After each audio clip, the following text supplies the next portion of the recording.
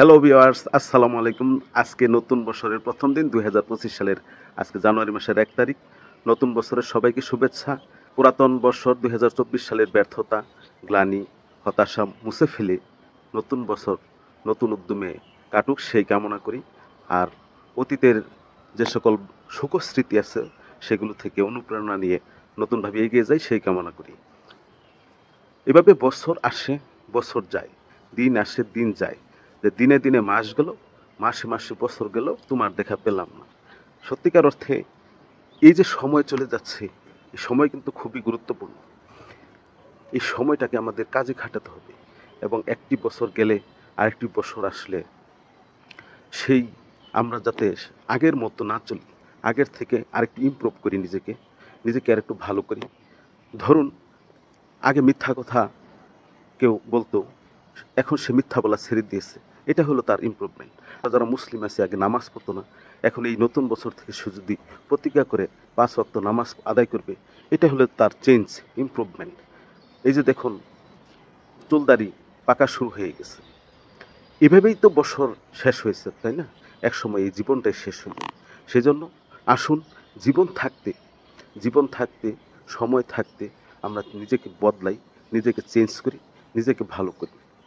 সবসময় একটি চিন্তা করতে হবে যে আমার দ্বারা যাতে কারো কোনো ক্ষতি না হয়, মানুষের উপকার করার চেষ্টা করতে হবে। যতটুকু পারা যায় উপকার করবেন। আর যদি একান্তই কেউ উপকার করতে না পারেন, সেই ক্ষেত্রে এই প্রতিজ্ঞা থাকতে হবে যে আমার দ্বারা বা আমার নিজের দ্বারা, আমার আচরণের দ্বারা, আমার কথার দ্বারা কেউ যাতে ক্ষতিগ্রস্ত না হয়।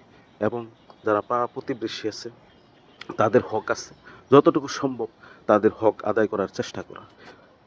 সবসময় কিন্তু টাকা পয়সা দিয়ে যে আপনার হক আদায় করতে হবে তা না। টাকা পয়সা আপনি যতটুকু সম্ভব সাধ্য অনুযায়ী তাদেরকে সহায়তা করবেন। পাশাপাশি একটি